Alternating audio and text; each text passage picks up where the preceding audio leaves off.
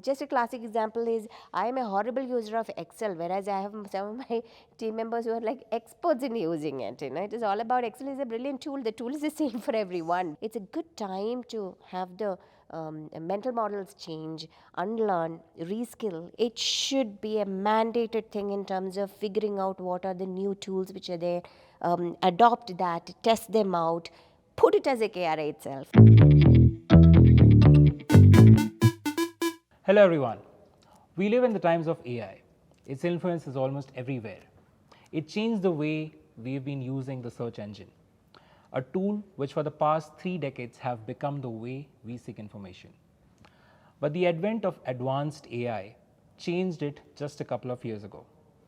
With a more interactive approach, and now you can not just seek information but also apply practically and see its impact in real time. And this incredible twist in the AI tale has impacted so many industries. And if it can move industries, it also holds the interest of decision makers. And I'm glad to be having this important discussion today with one such decision maker, Deena Jacob, co-founder and CFO at Open, who's been very instrumental in driving Open's growth journey. Thank you so much, Deena, for joining us. From AI being just a buzzword to generative AI becoming a priority feature for a lot of products in 2024. In fact, we recently hosted our very first hackathon around the theme of generative AI with some incredible demos of its FinTech applicability. Now, speaking of FinTech applicability of generative AI, if you can help us understand what it entails from the perspective of a CFO, and what is the opportunity and what all can it solve for the finance teams? Thank you, Amit, and hi everyone. It's a really pleasure to be chatting on this topic, which is almost the most focused and most important topics that we are discussing all around. Because of the sheer aspect of how this is able to transform the way in which digitization, decision making, enabling the data enabled functions that should, data led and enabled functions properly functioning, in fact, effectively functioning. So that's where what is, end of the day, we should also look at what is AI and what is generative AI. So that is where the crux lies. So while generative AI has been the buzzword in the recent past, AI has always, as you rightly pointed out, it has been there for some time, wherein assisted intelligence based on the data with techniques such as the machine learning part of it coming in, and then the intelligence based on that data driven insights. But it also has got one thing that we shouldn't forget is that it should also has got the right ways in which it is being trained with the data and patterns in terms of the output coming in. And the generative AI started aiding while data, different ways in which even from a CFO's function or from a finance function, we are a lot into data crunching, different pieces of the data for decision making. But at the same time, the challenge we always had is going back into where the data rests or where the data exists, pulling it back in the way in which way and the format and cuts in which we want to look at it, and then having reliance on a lot of human intelligence in terms of how that's being interpreted and how that is being transformed into readable, actionable data. Today, with the advent of artificial intelligence and the new technologies which are coming in, this whole bridge of somebody who is pulling the data, translating how it should come to you, and that whole part of from where the data is being fetched, in which condition the data is being fetched, all of this communication layer, which usually for functions like us and people like us who aren't completely tech savvy in terms of translating that from a technical perspective, it has made it a lot easier bringing it into our language. We can talk our language to the data set which is out there and then pull in whichever condition the data should come back to us, and it aids us in making the decision. So it has been nothing but a dream come true kind of a moment, right? While I understand there's a long way to get there, but in terms of the initial part, the models that have come up, the capabilities, and coming back to the hackathon, I mean, the way in which It has been able to transform some of the Absolutely. key use cases, right from test case automation to figuring out in bank statements, different bank statements, which is a IFSC, and a lot of information which generally to decipher takes a long time, Yes. right from reconciliation all the way to looking at, I mean, a whole lot of things you can just query in your language. Look at, plotted graphs or plotted information, going to the data set and specific cuts on how many are the UPI transactions, how many are the transactions that has happened, what is the trend over the last few months, and just a graph showing up Yeah. just by querying in your own language, or even a text to, I mean, a speech to text kind of. It was incredible to see some of those being solved for, and that too in just 36 hours of code. So that's the power of transformative. Like earlier, we would have spent tons and tons of time and effort, and somebody will have to guide, and then there are a set of people again. When data comes back, when you see certain trends, you have to point out, did you capture this rule also? How did you figure out what kind of query had to come out? All the way to you being able to ask straight questions, getting it. I think it's Absolutely. incredible. Yeah. Absolutely. I mean, I think definitely it makes the life of a CFO much easier. Uh, but then there's the CFO also has, a team to run. So coming to the team part of it, Right. like how do, what specific skills and training do finance professionals, part of a CFO's team would need to adapt and thrive in this new technological landscape?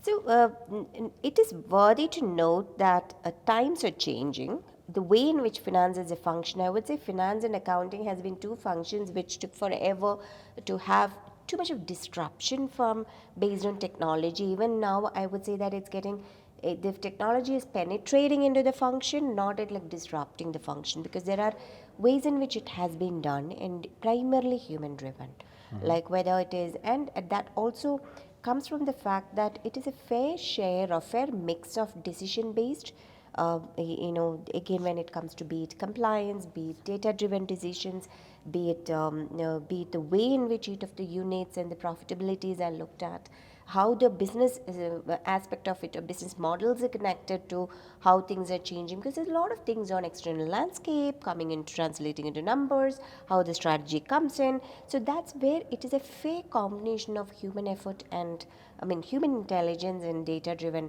insights approach which should happen. The second aspect is when it comes to compliance and such kind of, traditionally not always, however technology has played a role, it hasn't been very easy to fully automate. So there will still be interpretations, still be areas wherein judgment is required, situation wise judgment is required. That is why it hasn't been a way function wherein it just came up from say in 2 years you have seen a huge technological advent happening in that particular function.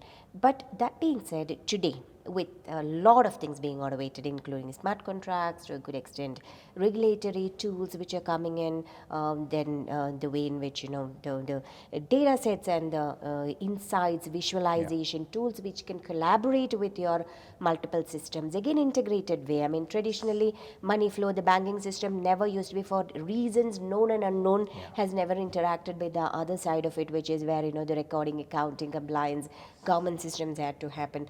Today, if you see, the technology has made it possible, which means both from a BFSI and other perspective, the payments and everything, where we are seeing the infrastructure and technology getting in there, and the other systems also equally strengthening from a technological perspective. This is coming together as a single platform. So Right. that is, I would say, the driving force for adoption of the other side of the technology, or be it a fintech, be it various other areas where technology has been touching. It has become extremely possible for finance as a function to be less people intensive but more technology intensive. And the good part is that even when with people intensive part of ways of working in the past, we always used to have manual errors ruling the plays. Suspense accounts, I don't think any CFO here would differ with it in terms of, suspense accounts is such a painful thing when you come to the, when you come and look at your list of accounts. What is this all about? Where did this come from? It is just like pushing things under the carpet kind of. and half of the time you have no clue, because it could be like same name, somebody would have posted somewhere, from the bank it's the same amount, and when it is a vast huge volume you're dealing with, you really don't know where to put Right. it, whom to follow up. And technically the cash profit or the cash loss that you sit on, whether it is from different levels of transactions which are happening, and finally whether it got successful there, whether it got reconciled, it pertains to which workflow, which bill or an invoice. All of these are the common problems that we have. To add to it, we have a whole lot of other regulations, including, classic example is a RERA regulation, wherein, when you have application of funds, and where you have to actually look at whether from where the money is coming in, at what point it can be taken out, what kind of completions and certifications are required. Classic example, without technology, somebody just manually Yes. reconciling, doing that with the kind of, with each project with 2000 3000 units, imagine what kind of Absolutely. madness they'll be dealing with, right? So there are, each industry, if you look at it, for the volumes and the way things are happening, it's coming to a point where it is just impossible to have accuracy and data driven decisions wherein you can take it ahead without the use of technology. And that's precisely where we need to equip the teams, the way in which they are thinking, the way in which they are keeping their eyes and ears open to the ground, and looking at the realities around, encouraging them to be a part of newer technologies, newer experiments. It might Yes. be in the very crude and early stage. Don't expect it will just come and solve every part of your problem, but at least each part of the problem. I'll just tell you a classic example. The earlier ways in which a vendor addition or a bank account validation is being happening, usually we ask for 10 different documents, then the cancel check. All of this is just for the departments to ensure this is the right vendor which is being added, there's the right account to which it is going, there's the same person, all of this. But today, for example, just when you are looking at data sets or the technology coming in, right from collecting the documentation, validating that, all the way to, it's just a click of a button to validate your bank, to Yeah. see whether what is the IFSC code, what's the account, and whether the holder, who is the holder. And all of this just by the click of a button. And imagine a case wherein, there is an interface which easily allows you to put it back into your system or into your bank. Otherwise, your team would have to go back to the bank. And if there is a request on, can you change my account number, then there's a whole lot of validation.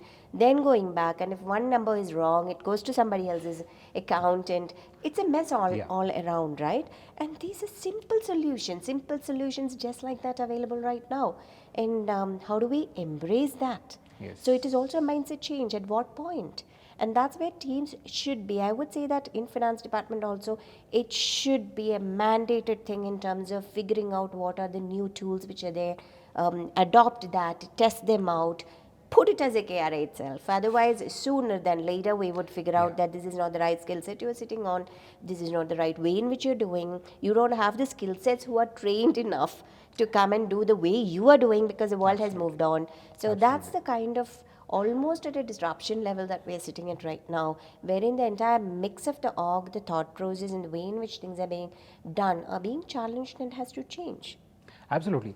I mean, like you mentioned, there is definitely, it seems like there's a learning curve to it, but because of how the technology is advanced, the learning curve in itself doesn't seem so daunting. Like, people can still pick it up and, like, they can still move on about it, but it's definitely something the need of the hour.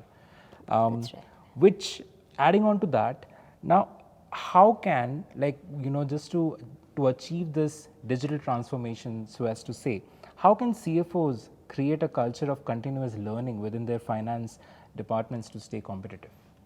See, actually, I would say that it's a two-way thing. One, some of the problems are very specific to your company, your industry. And there, the way to do it is look at where the maximum manual effort is going. But even with that manual effort, you're not able to get the accurate results. And that's where it starts as a problem statement. Put it across to the team itself to solve for and find tools and solutions in terms of technological advancement.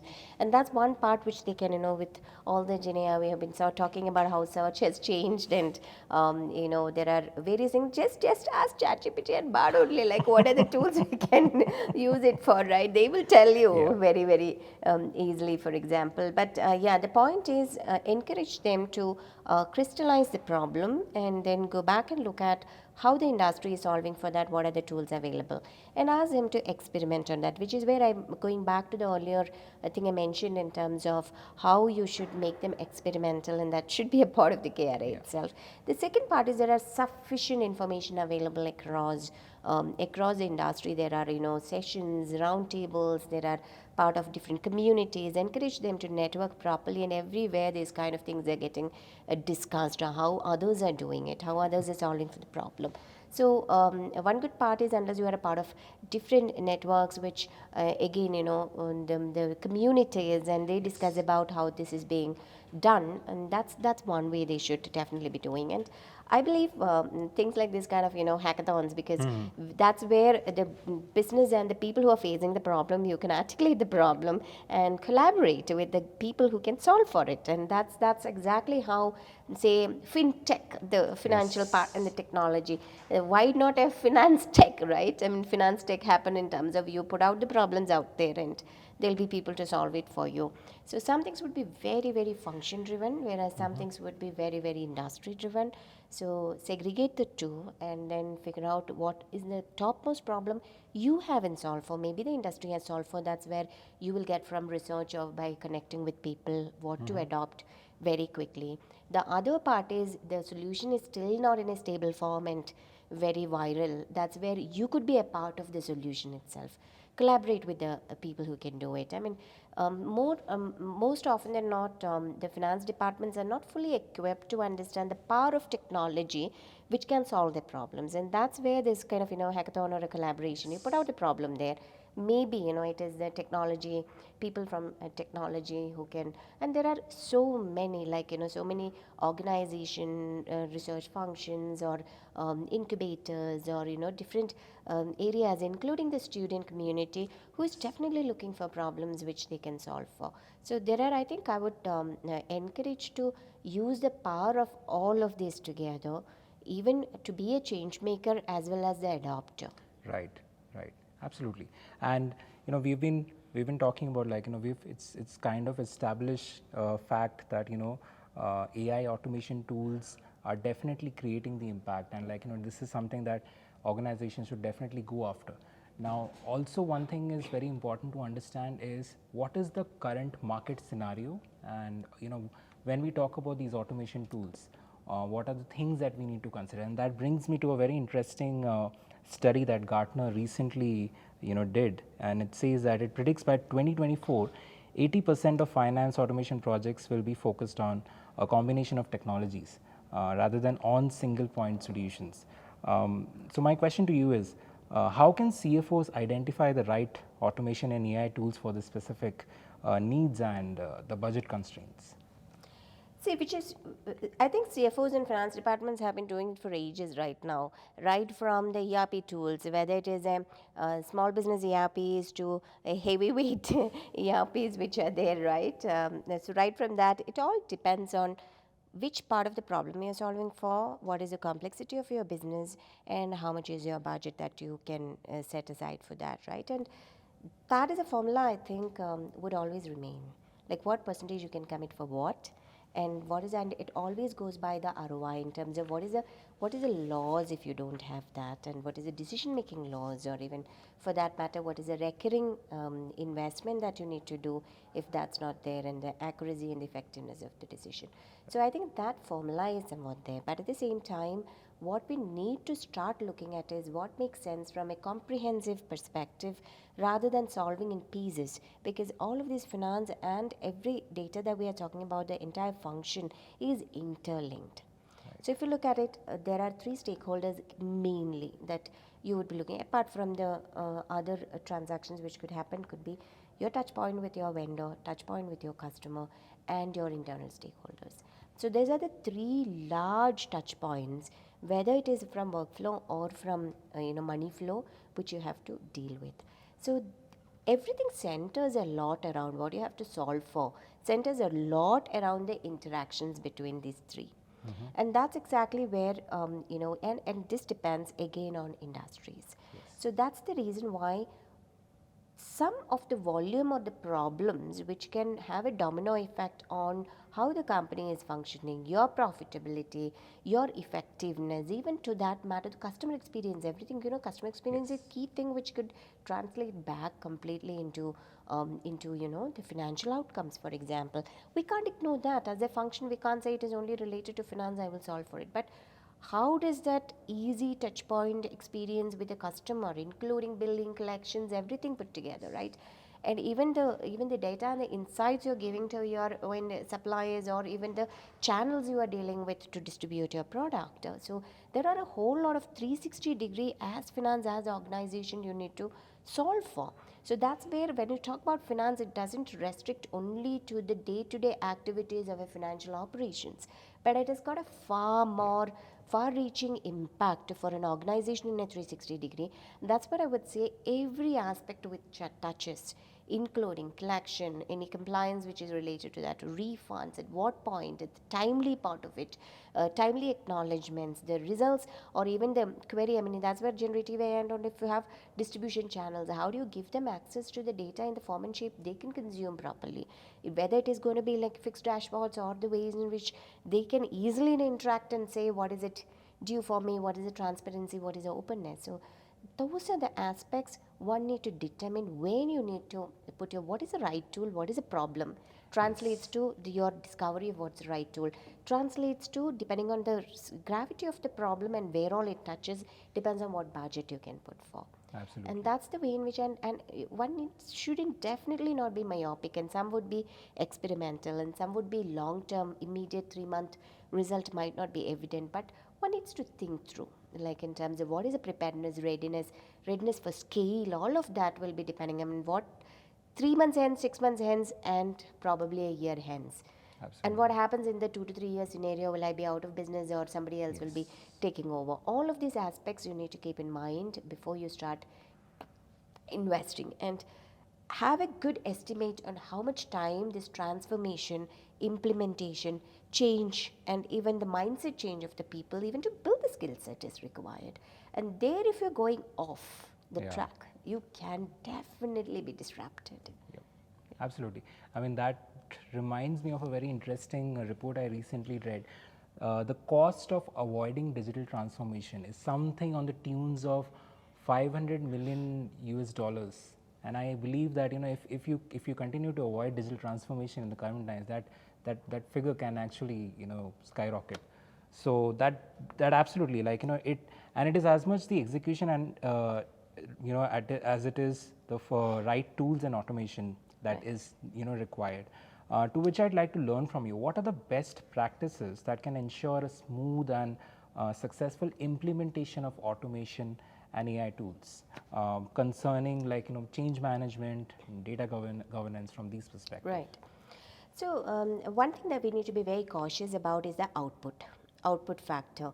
Um, that being said, we are in the initial stages of implementation of technology, and the volume of data that is being dealt with and that has been used to train, all of that has got a huge impact on what is the accuracy of the output. So that is where initially I wouldn't avoid the human intervention or human intelligence, combining with the rest of the data driven insights to take calls on which is the right tools and right way in which you have to solve for. Whereas certain procedural things, after checking for the accuracy and the way in which the outputs are coming, you could generally rely on certain things which are like pretty straightforward in terms of 90% accuracy, 99% accuracy. Yeah. If you have come to that level wherein, for example, the matching of which bank account it is, which IFSC code, if you see a 99.99%, why not just put it as a process in there? That being said, when it comes to some of the insights, or data driven, maybe a underwriting sort of decisions, or maybe something which is connected to training and data science and the volume of the data and the patterns that one has seen, and which is where most of the time human intelligence also to some extent taking calls come into picture. Right. Not all of them would have been translated into rules or outputable format for that matter. So those are the areas where I would be slightly cautious and look at how you can look at it, which is where a thing of it's a part of change management also and transformation also. At what point you're going to rely and what percentage you will rely on, Right. or actively how are you going to collaborate or actively work towards improving the accuracy with whichever portions in interaction it can be. That being said, yeah, that would be the way in which one should look at it. And the other big aspect of change management is about reskilling, unlearning, upskilling also. So I would say unlearning and reskilling is going to be the crux of it, because not that you would lose your team members or you're going to cut down. That's not the whole idea. And we are yet a long way to go from where we are today to cutting down on teams or anything, right? And in terms of when we talk about the ethical part, about the job part of it, everything, I'm a believer that when computers came, we had the same concern whether we will lose our jobs. But now it's an enabler. And this is exactly what's going to happen. Your accuracy will improve as you can function your decision. All you have to do is you can move away from your cognitive load, which somebody else is going to take care, and you can start having decisions based on quality information, quality data. Otherwise you wouldn't have had the ability to look at different parts of it and take a call. And that's where we need to start sharpening our skill sets, sharpening the team skill set, and not on the mundane data entry or data fetching and defining the rules part of it. And that's where it's a good time to have the mental models change, unlearn, reskill in terms of how to use, how to give the prompt, because at the end of the day, technology also will behave the way in which you are able to prompt them, like intelligently prompt them. What do you want? Absolutely. The output is a lot dependent on how you are going to use it as well, right? Just a classic example is I am a horrible user of Excel, whereas I have some of my team members who are like experts in using it. It is all about Excel is a brilliant tool. The tool is the same for everyone, but how do you make use of it for the situations, right? So that's exactly going to be how these the coming in of technology and solutioning. It is all an effectiveness part, but we have to redefine what is the role of the team and people in the team, which will undergo huge change, and that's going to be the change management part of it. Who can unlearn and reskill and relearn? Absolutely. And when you put it that way, generative AI also, the concept when it came like a couple of years back, it kind of resulted into a lot of new learning curves, learning concepts. Like prompt engineering is something that was a derivative of generative AI, and now we are talking about new opportunities, legal angle, the ethical side of things. So while there is this ongoing debate of AI kind of taking away your jobs, it is actually, I mean, from what we have been observing, it is kind of creating new opportunities. Right. And of course, when we talk about opportunities, it always comes with a cost, which brings me to the next. While obviously there's a cost involved in driving this AI transformation, but what interests me even more is truly determining the cost of this transformation in terms of hidden costs associated with automation and AI implementation. See, one should look at it as an investment. There would definitely be cost involved, and not all experiments in the initial phase will see the light of the day neither. And some things should definitely be written off. You might conclude that this doesn't work for me at this point in time in the way in which the maturity of the technology is, for example. But do you have a choice of not adopting that? To your point, maybe 500 million might be something which the model gave you with the limited data that we have right now, because very few people tried it, and definitely it's going to skyrocket, because the disruption, as I mentioned, don't think of it as number of people or what kind of mistakes they are doing, the cost of mistake. Far beyond is even your heart of it would be a customer or a vendor experience. I mean, the stakeholder experience, think of it. And there will be a lot to pay for that, in terms of, think of it when you have to attract and have a limited set of high quality people whom you have to retain, and you're not in the race, for example, right? So those are the hidden or unsaid, unspoken costs that as I mentioned, models are yet to figure out, and that will happen, and that we shouldn't be too delayed, because change management, all of that, if we are too delayed, it becomes even more a costly affair. Every month would have its own cost. Every year would have its own cost, and these kind of changes could take years if you are not in the flow, because you would have gone way too far. Especially this is more true for bigger entities also, because way too far with certain sets in which ways in which you are doing things so in a rigid way that the entire transformation of changing that kind of a massive unit becomes even more, both from a cost, the timeline, and even from the change management perspective, a much far higher investment at a later stage.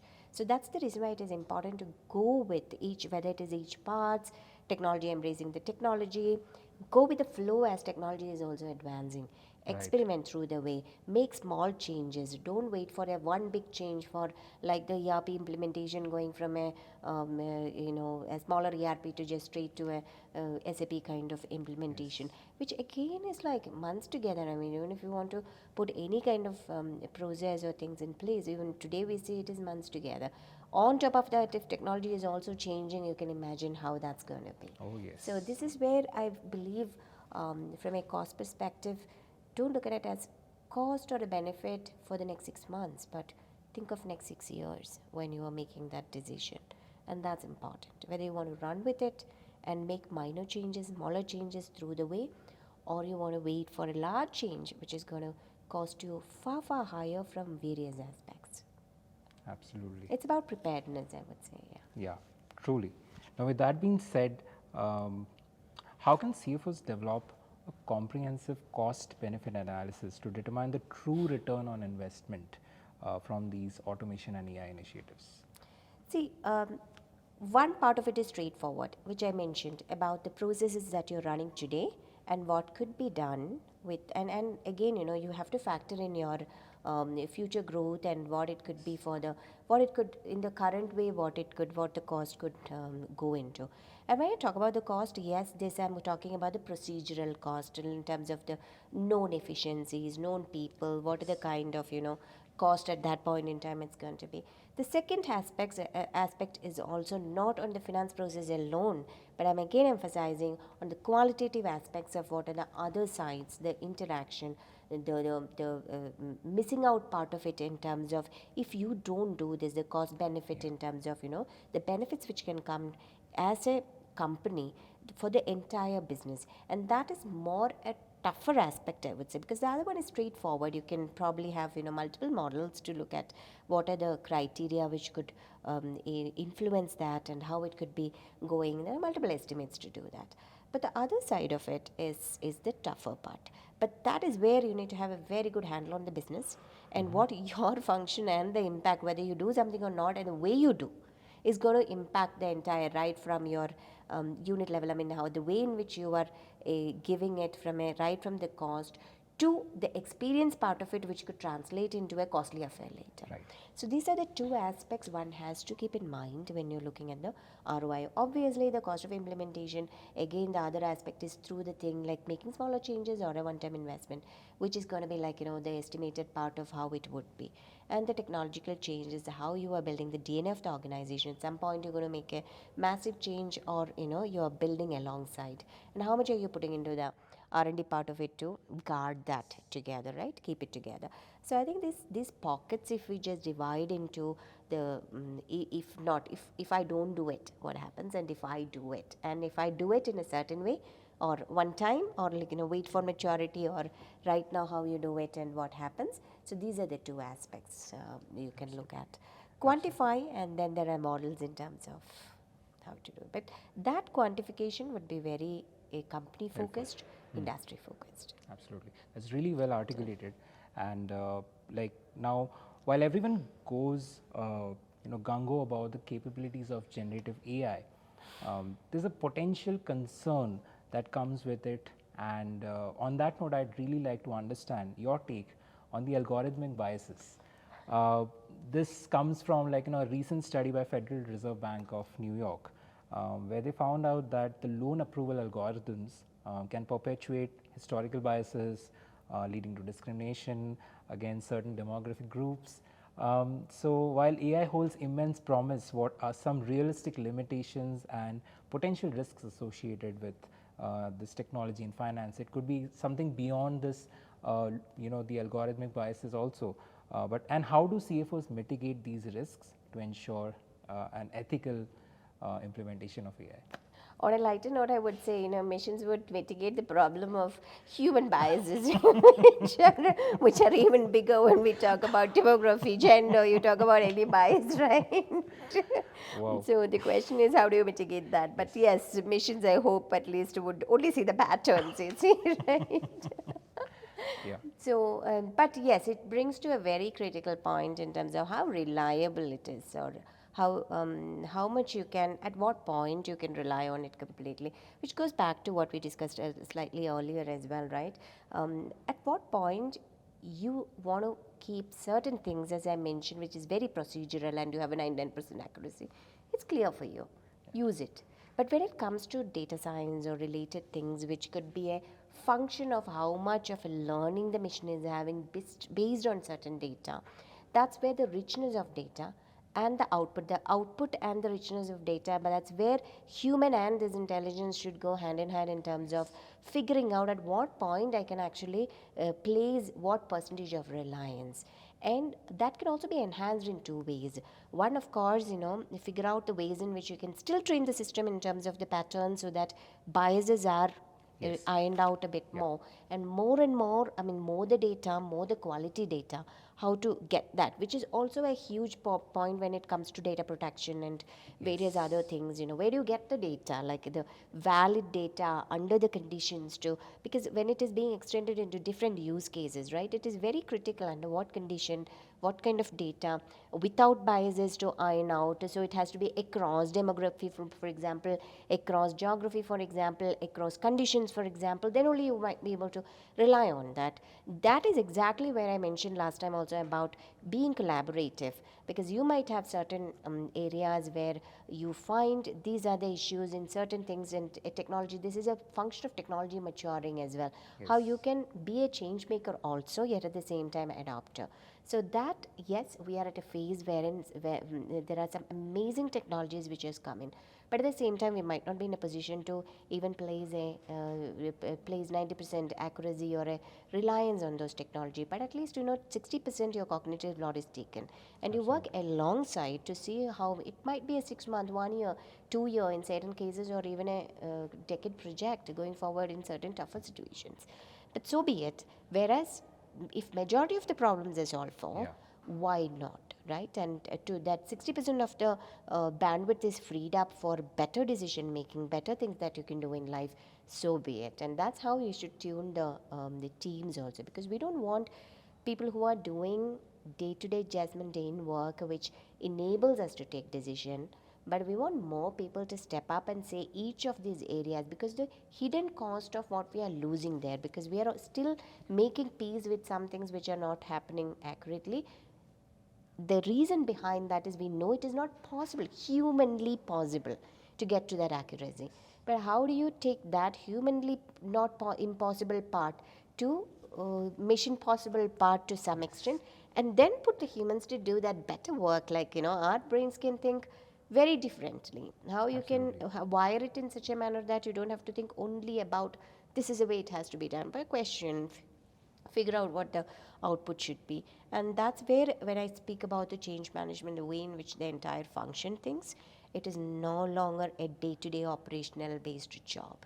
It's going to be like how you're going to run along with this and slightly have an elevated way in which you function. So it no longer is going to be like just reconciliations, data entry, accounting, but it's more to do with what happens after. Exactly. What decisions need to be taken, how accurately. And that's where I think I'm more excited about how future is going to unfold, especially for the function. For a person like me, initially when I had to sit into accounting, I used to wonder why I should be doing this, to the stage wherein now we have automated accounting part to, just look at the data and say this is the way in which this is where we are going wrong. This pattern suggests that here we have an opportunity. This pattern suggests that this funnel suggests that this is the way we should have done things. Why not solve for those? Absolutely. And you still need people running with you to solve for that, and that's where brilliance comes. Absolutely. In fact, like when we started off this conversation, I did mention about the part of decision making, how AI, generative AI, has impacted so many industries that now decision makers are actually taking note of it, and to hear about the perspectives from all of these leaders across the world, like while they're weighing in on generative AI and its applications in different industries. Now that we have got a very interesting perspective on the fintech industry from you, on that note, I would like to close with this one final question to you. What can CFOs do to proactively champion and lead this digital transformation within their organizations? Where should they take the first step? I think the first step should be taken from the business and not from your function alone. And again, going back to the vendor and the customer interaction. And I would place it as customer interaction to be the heart of it. And that's precisely where the customer interaction is the first thing from an experience perspective, and from what you have to look at from business sense that you need to start with.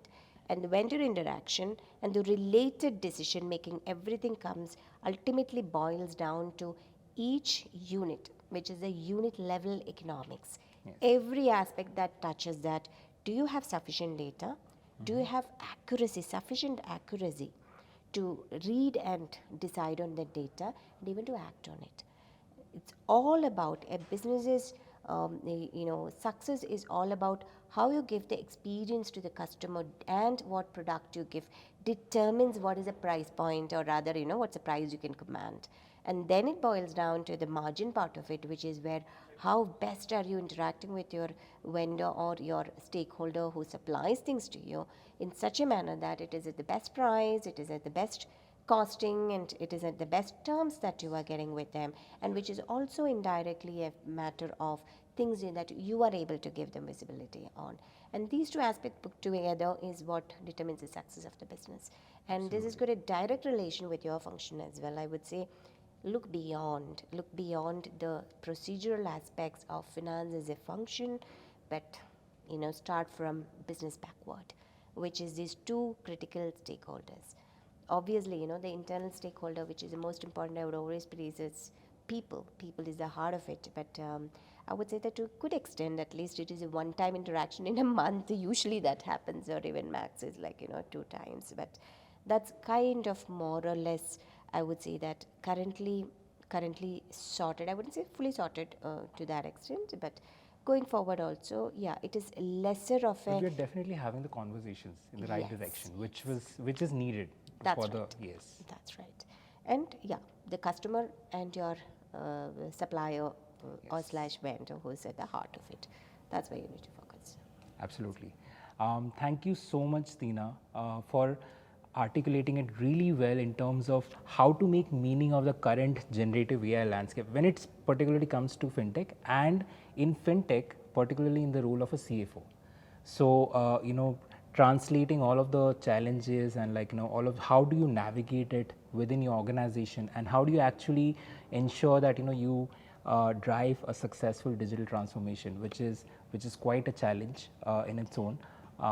And if you all found this conversation quite insightful, we also have an ebook on CFO's Guide to Business Finance Automation. The details of that is shared in the description, so you can proceed and download that ebook, which is going to help you in driving your digital transformation. Thank you so much, Deena, once again. And yeah, with that we summarize this. Thank you. Thank you. Thank you, everyone. Yeah.